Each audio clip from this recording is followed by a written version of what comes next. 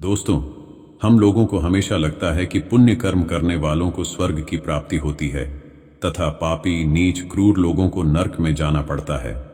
लेकिन ऐसा बिल्कुल भी नहीं है। इस कथा के माध्यम से हम आपको बताएंगे कि स्वर्ग में जाने का असली हकदार कौन है और वह कौन से कर्म हैं जिससे आपके सारे कष्ट और पाप समाप्त हो जाते हैं। तो आइए दोस्तों, जानते हैं इस पवित्र कथा के माध्यम से। दोस्तों, एक बार धरती लोक पर 4 व्यक्तियों की मृत्यु एक ही साथ हुई थी। वे सभी लोग विचारों में अलग अलग और अलग अलग प्रदेश के रहने वाले थे। केवल संयोग से ही उन चारों का अंत एक ही समय पर हो गया था। एक ही समय पर यम के दूत उन चारों को लेने के लिए आए थे। मरने वालों में एक तो किसी प्रदेश का राजा था, दूसरा बड़ा धनी व्यापारी था, तीसरा एक पूजा पाठ करने वाला पंडित था और चौथा गरीब मजदूर था जो दिन भर मेहनत करके अपने परिवार का पालन पोषण करता था। चारों की आत्माओं को लेकर यमदूत मृत्यु लोक में पहुंच गए। वे चारों सोच रहे थे कि कौन स्वर्ग में जाएगा और कौन नर्क में जाएगा। यमराज अपने आसन पर विराजमान नहीं हुए थे। उससे पहले ही चारों आपस में बातचीत करते हुए स्वयं को ही स्वर्ग मिलना चाहिए, यह कहने लगे। सबसे पहले राजा कहने लगा, देखो, मुझे तो धर्मराज पक्का स्वर्ग में ही भेज देंगे, क्योंकि मैं एक विश्वविख्यात राजा हूं। मैंने अपने अनेक सत्कर्मों से धरती लोक पर अपना खूब नाम कमाया है। चारों तरफ लोग मेरे अच्छे कर्मों की चर्चा करते हैं। कभी भी कोई मेरे द्वार से खाली हाथ नहीं गया। जो भी आया मैंने उसे इतना दिया कि वह जीवन भर मेरा नाम नहीं भूल पाया है। हर तरफ मेरे नाम का यशोगान हो रहा है। मेरे द्वारा लुटाए गए दान से लाखों लोगों को खाने को अन्न मिला और रहने को आसरा मिला। इसलिए मेरे कर्मों को देखते हुए धर्मराज मुझे पक्का स्वर्ग में ही भेजेंगे। दोस्तों, राजा की बात सुनकर वह धनी व्यापारी कहने लगा, हे भाई, मैंने तो पृथ्वीलोक पर रहकर खूब धन कमाया और उस धन से मैंने लाखों लोगों की सहायता की है। मैंने अपनी कमाई का 11वां हिस्सा सदैव दीन दुखियों की सहायता में उपयोग किया है। मेरे शुभ कर्मों को देखते हुए धर्मराज मुझे भी स्वर्ग में ही भेजेंगे और यह बात मैं पहले से ही जानता हूं। व्यापारी की बात सुनते ही पंडित जी कहने लगे, अरे भाई, क्यों फिजूल की बातें कर रहे हो? स्वर्ग में जाना कोई आसान काम नहीं है।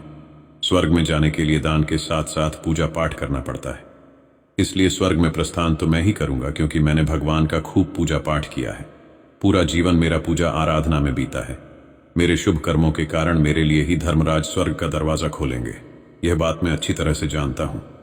जब इस प्रकार तीनों ने अपनी अपनी बातें की और अपने अपने विचार रखे, फिर वह तीनों लोग उस चौथे व्यक्ति मजदूर की ओर की देखते हैं कि अब यह क्या कहता है। क्या इसने भी कोई अच्छा काम किया है या नहीं, या फिर इसका पूरा जीवन मजदूरी करते हुए दूसरों के अधीन रहकर ही बिता है। मजदूर उन सबकी बातों को चुपचाप नीचे नजरें झुकाए खड़ा सुनता रहा और वे तीनों बड़े गर्व से अपनी प्रशंसा में झूठे थे। तभी धर्मराज अपने साथी चित्रगुप्त के साथ दरबार में हाजिर होते हैं। चित्रगुप्त के हाथों में एक मोटी सी किताब थी जिसमें समस्त प्राणियों के कर्मों का लेखा जोखा लिखा था। धर्मराज अपने आसन पर विराजमान होते हैं। उसके बाद चित्रगुप्त ने राजा को अपने पास बुलाया और उससे पूछने लगे कि तुम बताओ, तुम तो धरती पर बड़े ही विख्यात राजा थे। तुमने अपने जीवन में कौन कौन से शुभ कर्म किए हैं तथा कितने लोगों को दुख दिया है, कितने लोगों का भला किया है? मैं अपनी पुस्तक में देखकर यह फैसला करूंगा कि आप स्वर्ग में जाने के अधिकारी हैं या नहीं। तब बड़े गर्व के साथ राजा अपने कर्मों को बताता है, हे भगवान, मैं एक बहुत बड़े राज्य का स्वामी था। मेरा राज्य बड़ा ही समृद्ध और खुशहाल था। मेरे राज्य में दीनहीन गरीब लोग बहुत ही कम थे। सब मेरी छत्रछाया में बड़े आनंद के साथ जीवन यापन कर रहे थे। मैंने अपने राज्य के लोगों को किसी चीज की कमी नहीं होने दी। मेरे यहां हर भूखे को भोजन मिलता था। लाखों की धन मोहर उन्हें रोज दान में दी जाती थी। प्रजा के लोग मुझसे बहुत खुश रहते थे। दिन रात में अपनी प्रजा की भलाई और दीन दुखियों की सेवा के बारे में ही सोचता रहता था। यही मेरे जीवन के अच्छे कर्म हैं। राजा की बात सुनकर चित्रगुप्त ने अपनी पुस्तक उठाई और उसमें देखने लगे। पुस्तक में देखकर उन्होंने राजा को बताया कि तुम जो कह रहे हो वह सर्वथा सत्य है। तुमने अपनी प्रजा को बहुत सुख दिया है, परंतु इसके साथ साथ तुमने बहुत बड़ा अपराध भी किया है। तुमने अपनी राज्य की सीमा को बढ़ाने के लिए जितने युद्ध लड़े हैं, उन युद्धों में हजारों लाखों की संख्या में सैनिकों ने अपनी जान गंवाई है। उन सब की मृत्यु का कारण तुम बने हो। उनके परिवारों को, उनके बच्चों को अनाथ करने वाले तुम हो। उनकी स्त्रियों को विधवा बनाने वाले भी तुम हो। उनकी मां की गोद भी सूनी करने वाले तुम हो। तुमने अपने ही सैनिकों के हजारों परिवारों को हमेशा दुख दिया है। युद्ध लड़कर राज्य बढ़ाने से अच्छा था कि तुम अपने पड़ोसी देशों से मित्रता करके उनके साथ व्यापार बढ़ाते। आपका राज्य तब भी समृद्ध और संपन्न रहता। तुम्हारे कारण हजारों लाखों सैनिक मर मिट गए हैं, इसलिए तुम स्वर्ग के अधिकारी नहीं हो। यह बात सुनकर राजा चुपचाप पीछे हो गया। उसके बाद चित्रगुप्त ने व्यापारी से पूछा, आपने धरती पर कौन कौन से अच्छे कर्म किए हैं? तब व्यापारी कहता है, हे भगवान, मैंने धरती पर जितना धन कमाया उसका 11वां भाग अच्छे कामों में लगाया। लाखों लोगों को भोजन कराया, कई अनाथों को दान दिया है, कई बेघर लोगों को अपने धन से भर दिया है, कई शहरों में मंदिरों का निर्माण कराया है, कई जगह पर धर्मशालाएं बनवाई हैं, प्रत्येक तीर्थ में भंडारे करवाए हैं। यही मेरे जीवन के अच्छे कर्म हैं। व्यापारी की बात सुनने के बाद चित्रगुप्त ने अपनी पुस्तक खोली, जिसमें उसके जीवन के सारे अच्छे बुरे कर्म लिखे हुए थे। चित्रगुप्त ने बताया कि देखो, तुम जो कह रहे हो वह सत्य है। तुमने धरती पर खूब दान धर्म किया है, पर तुम्हारा पाप यह है कि तुमने धरती पर जो दान धर्म किया है वह तुमने उस पैसे से किया है जिसको कमाने के लिए तुमने बहुत झूठ बोला है।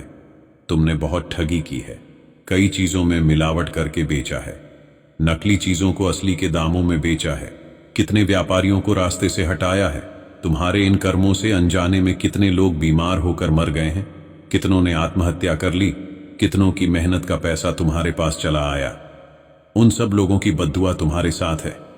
तुमने जो कुछ भी अच्छा काम किया है वह कर्म शून्य हो गया है, इसलिए तुम्हारे पास भी तुम्हारा कोई शुभ कर्म नहीं है। तुम स्वर्ग में जाने के अधिकारी नहीं हो। चित्रगुप्त की बात सुनकर व्यापारी भी बड़ा उदास होकर पीछे हो गया। उसके बाद पंडित जी को आगे बुलाया और पूछने लगे, तुमने अपने जीवन में कौन से अच्छे कर्म किए हैं? तब पंडित जी कहते हैं, हे भगवान, मेरा पुण्य यह है कि मैंने हजारों लोगों को ज्ञान दिया है, हजारों यज्ञों के अनुष्ठान को संपन्न कराया है, हजारों के घरों में पूजा पाठ कराया है, दिन रात मैंने ईश्वर का जप तप किया है, हजारों कन्याओं का विवाह कराया है, लाखों पिंडदान श्राद्ध कराए हैं, अनगिनत लोगों का मार्गदर्शन किया है। इससे ज्यादा शुभ कर्म और क्या हो सकता है? तब चित्रगुप्त अपनी पुस्तक में देखकर बताते हैं, हे पंडित महाराज, आपका कहना सत्य है। आपने वास्तव में हजारों लोगों को ज्ञान दिया है, लेकिन उस ज्ञान पर स्वयं कभी अमल नहीं किया। आपने सैकड़ों यज्ञ पूजा अनुष्ठान कराए, पर उनमें निस्वार्थ भाव से किया गया कोई कर्म नहीं था। तुम हमेशा से धन के लालची रहे हो, इसलिए तुम भी स्वर्ग में जाने के अधिकारी नहीं हो। अब तो उदास होते हुए पंडित जी भी पीछे हो गए। अब बचा केवल मजदूर। वह मजदूर यह सब देखकर बड़ा हैरान था कि अब तक वह जिनको इतना महान समझ रहा था उनमें से कोई भी स्वर्ग का अधिकारी नहीं रहा। तो मैं कैसे स्वर्ग में जा सकता हूं? मुझे तो स्वर्ग की कल्पना भी नहीं करनी चाहिए, क्योंकि मैं तो कभी पूजा पाठ जप तप या दान करने के लायक भी नहीं था। तो शुभ कर्म कहां से करता? मैं तो मेहनत मजदूरी करके सारे जीवन अपने परिवार का भरण पोषण करता रहा। वह मजदूर यह सब बातें सोच ही रहा था। इतने में ही चित्रगुप्त ने उसे भी आवाज लगा दी और उससे पूछा, किंतु वह मजदूर तो पहले से ही कहने लगा, हे भगवान, मैंने धरती पर एक गरीब के घर में जन्म लिया था। दान हवन पूजा पाठ करने के मैं लायक ही नहीं था, तो मैं शुभ कर्म कहां से करता? मैं तो अपने परिवार का पालन पोषण ही बड़ी मुश्किल से कर पाता था। मैं जानता हूं भगवान कि मैं स्वर्ग जाने के लायक नहीं हूं। मैंने धरती पर भी नरक ही भोगा है और आगे भी नरक में जाने की ही हैसियत है। किंतु हे प्रभु, यहां भी मेरी एक इच्छा है। मैं स्वर्ग में तो नहीं जा पाऊंगा, लेकिन मैं एक बार स्वर्ग को अपनी आंखों को झपका कर देखना चाहता हूं। इससे ज्यादा मेरी कोई इच्छा नहीं है, क्योंकि मैंने ऐसा कोई शुभ कर्म नहीं किया है जो मुझे कुछ पल के लिए भी स्वर्ग में पहुंचा दे। मजदूरी के बाद दिन दुखियों की सेवा के लिए मेरे पास समय नहीं बच पाता था। बचा हुआ समय मैं अपने बूढ़े माँ बाप की सेवा में लगा देता था। मैं उन्हें खिलाता पिलाता, उनके वस्त्र बदलता, यही मेरी दिनचर्या थी। मुझे तो कभी मंदिर में जाने का भी अवसर नहीं मिला। मजदूर की बात सुनकर चित्रगुप्त अपनी पुस्तक में देखकर उससे कहते हैं, हे मानव, तुम अच्छी प्रकार से सोचकर बताओ, तुमने जीवन में कभी तो कोई शुभ कर्म किया ही होगा। तब वह गरीब मजदूर अपने पूरे जीवन के घटनाक्रम को अच्छे से याद करता है। तब उसे याद आता है कि एक बार दिन भर मजदूरी करने के बाद उसे बहुत तेज भूख लगी। वह रोटी खाने के लिए बैठा ही था, तभी वहां पर एक कमजोर बीमार कुत्ता जो ठीक से चल भी नहीं पा रहा था, टहलता हुआ उसके पास आ गया और उसके पास बैठकर रोटी की थाली की ओर देखने लगा। मैं समझ गया कि वह कुत्ता भूखा है। मेरे अंदर से आवाज आई कि बेजुबान जानवर को भूखा छोड़कर भला तू कैसे खा सकता है। मैंने वह रोटी स्वयं न खाकर उस कुत्ते को खिला दी। उस दिन मैंने पूरे दिन भूखे पेट ही काम किया। मजदूर की बात सुनकर चित्रगुप्त मुस्कुराए और उसका हाथ पकड़कर बड़े सम्मान के साथ स्वर्ग में लेकर गए और बोले, वास्तव में आप ही स्वर्ग जाने के अधिकारी हो। प्राणियों पर दया दिखाना ही सबसे बड़ा पुण्य है। मनुष्य जो भी काम निस्वार्थ भाव से करता है, वास्तव में उसे सबसे बड़ा पुण्य मिलता है। निस्वार्थ भाव से जन कल्याण के लिए किया गया छोटा का काम भी आपके सैकड़ों पापों को नष्ट कर देता है। जीवन में अच्छे कर्म अच्छी भावना के साथ करने चाहिए। ऐसा नहीं हो कि आपने किसी का धन चुराकर या छिनकर दान किया हो या अच्छे कामों में लगा दिया हो। ऐसा करने से मनुष्य पाप कर्म से नहीं उभर सकता। दोस्तों, स्वर्ग में वही व्यक्ति जाता है जो निस्वार्थ भाव से प्राणियों की सेवा करता है। भले ही उसने एक पैसे का भी दान न किया हो, लेकिन वह जिस योग्य था, उसने अपने सामर्थ्य के अनुसार निस्वार्थ भाव से जो भी कर्म किए हैं, वही उसकी मुक्ति का रास्ता तय करते हैं। तो दोस्तों, आपको यह कथा कैसी लगी कमेंट करके जरूर बताएं। वीडियो को लाइक शेयर करके कमेंट में हर हर महादेव लिखना ना भूलें। साथ ही हमारे चैनल धर्म किनारा को भी सब्सक्राइब कर लीजिए। धन्यवाद।